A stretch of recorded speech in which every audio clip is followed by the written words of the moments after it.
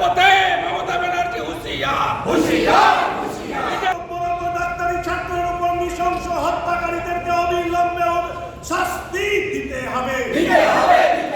অভিযুক্ত অপরাধীকে ফাঁসি দিতে হবে। ডাক্তারি ছাত্রীদের উপর নির্যাতনকারী অপরাধীদেরকে ফাঁসির দাবিতে বিজেপি লড়ছে। আপনারা জানেন যে ভারতীয় জনতা পার্টির বিধায়করা আমরা প্রিন্সিপাল অপোজিশন, এখন অ্যাসেম্বলি সেশন চলছে। আমাদের যারা মূলত দক্ষিণবঙ্গের যারা বিধায়ক আছেন, চিফ হুইপ উত্তরবঙ্গ থেকে এসছেন, আমরা আজকে এখানে 11টা থেকে 5টা শান্তিপূর্ণ ধর্ণা একটাই দাবি করতে চেয়েছিলাম। অধ্যক্ষ আমাদেরকে আজকে অনুমতি দেননি, তিনি 16 তারিখে 12টা থেকে 3টে অনুমতি দিয়েছে। আমরা আবারও বলেছি, যেহেতু আজকে অ্যাসেম্বলিতে অন্য কোনো প্রোগ্রাম নেই, কাল নিশ্চয়ই 15ই আগস্ট আছে, ওই দিন আমরা এমন কিছু করব না যাতে আমাদের স্বাধীনতা দিবসের প্রোগ্রামে কোনোভাবে বাধাপ্রাপ্ত হয়। আমরা আজকে অধ্যক্ষের সিদ্ধান্ত মানি। আমরা অধ্যক্ষ সিদ্ধান্ত না মেনেই 11টা থেকে 1টা আমাদের বিজেপির যারা দক্ষিণবঙ্গের বিধায়ক আছেন, হোস্টেলে যারা ছিলেন, তারা এখানে এসে আমাদের বিধানসভার প্রবেশ পথের সিঁড়িতে আমরা 2 ঘন্টা ধর্ণা দেব। কারণ 2টোর সময় ভারতীয় জনতা পার্টির একটি কর্মসূচি রয়েছে, একটাই আমরা শেষ করে সেই কর্মসূচিতে যারা যেতে পারবেন তারা যাবেন। আমরা ভারতীয় জনতা পার্টির বিধায়করা সিদ্ধান্ত নিয়েছি যে আমরা আগামী সপ্তাহে একদিন নবান্ন, একদিন রাজভবন এবং একদিন স্বাস্থ্য ভবন যাব।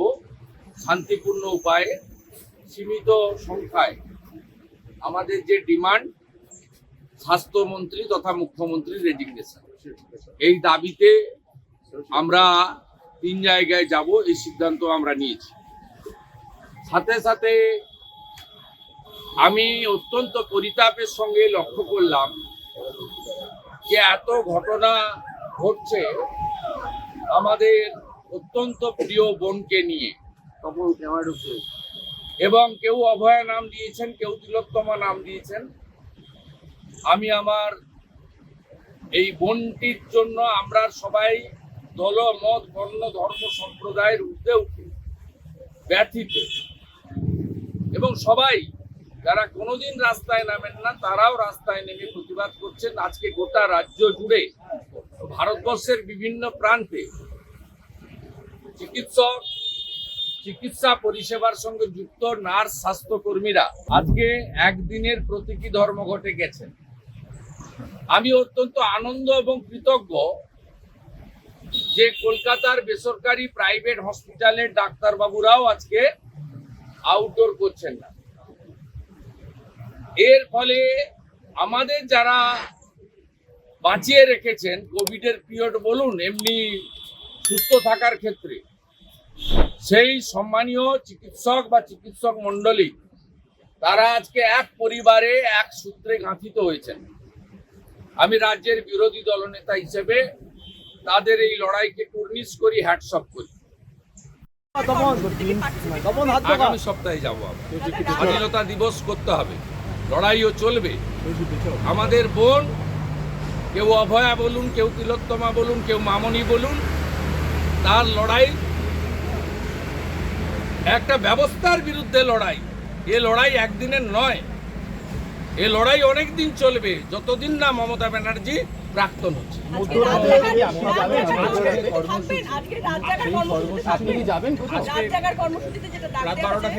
না না, প্রথমত মহিলারা ডেকেছেন, আমাদের সতর্ক থাকতে হবে। ছবি তোলার জন্য না গেলেও জেগে থাকতে হবে, কারণ কোনো নির্দিষ্ট দল এটা অর্গানাইজ করেনি, সাধারণ মানুষও করেছেন, আবার তৃণমূল বাদে অন্য রাজনৈতিক দলও করেছেন, মানে পতাকা ছাড়াই ফুল স্যুটটা বেঁধে দিয়েছেন ছাত্রছাত্রীরা। অতএব এটা মা বোন দিদিরাই করবেন। ফটো তোলার জন্য আমরা যারা চিহ্নিত রাজনৈতিক ব্যক্তিত্ব, ফটোর সামনে না থেকে কোথাও আড়ালে থেকে জেগে থাকতে হবে, যাতে কোথাও তৃণমূলের গুন্ডা বাহিনী হামলা করতে না পারে। পুলিশ কোথাও টেনে হিঁচড়ে তুলে না দিতে পারে।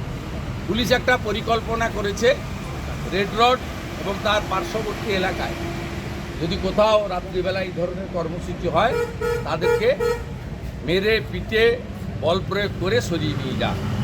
তো মমতা ব্যানার্জি নিজে বলেছেন যে কালকে রেড রোডের প্রোগ্রাম আছে, তার ধারে পাশে যাতে কেউ রাত্রে বসতে না পারে এবং বিশেষভাবে গান্ধী মূর্তির পাদদেশ, মাতঙ্গিনী হাজরার পাদদেশ, এইসব জায়গাগুলিতে মমতা ব্যানার্জির একজন একনিষ্ঠ ভৃত্য বিনীত গোয়েলকে এই নির্দেশ দেওয়া হয়েছে। আজ লজ্জা শরম কিচ্ছু নেই।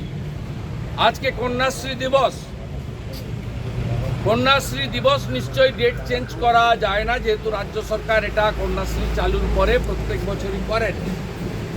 কিন্তু আজকে আমাদের বোনের জন্য উৎসবটা বন্ধ করতে পারতেন মুখ্যমন্ত্রী।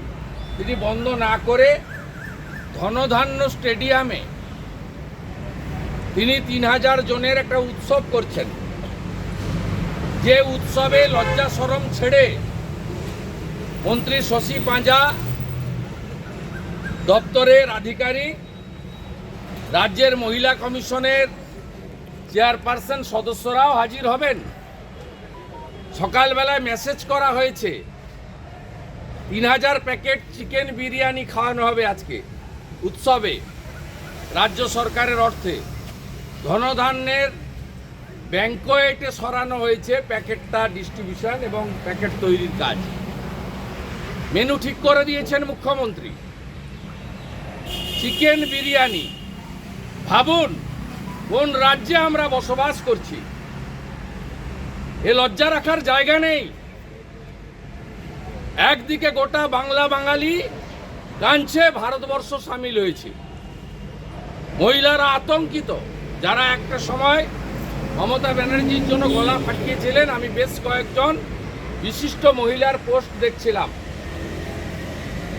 আজকেও একজন লেখিকার পোস্ট সকালবেলা আমাকে একজন পাঠালেন, আমি নাম আর বলতে চাই না, যিনি কিছুদিন আগেও বই মেলাতে মমতা ব্যানার্জির প্রশংসা করেছেন। তিনিও বলছেন আর নয়, সহ্য করা যাচ্ছে না, পথে নামবো, রাতে থাকবো। গতকাল খড়গপুর আইআইটির ছাত্রছাত্রীরা রাত কাটিয়েছে। আর মুখ্যমন্ত্রী 3000 প্যাকেট চিকেন বিরিয়ানির অর্ডার দিয়েছেন উৎসব করার জন্য। Same same same Mamata Banerjee. দাবি এক, we want resignation from the chair of the chief minister as well as the health and police minister, government of West Bengal. তার জন্য পুলিশ, সিভিক ভলেন্টিয়ার থাকবে, আরএমও থাকবে, নাইটের চার্জে অন বিহাফ অফ সুপার কেউ না কেউ থাকবে। তা বিষয়টা তো ঘটেছে যেখানে তার সম্পূর্ণ দায় দায়িত্ব এক স্বাস্থ্য দপ্তরের সাথে পুলিশ দপ্তরের।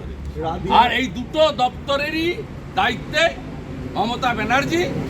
তাই মমতা ব্যানার্জির পদত্যাগ করে বাড়ি যাওয়ার সময় হয়ে গেছে। বিষয়টা তৃণমূলের নয়। আমি সুখেন্দু রায়কে তার সিদ্ধান্তকে ধন্যবাদ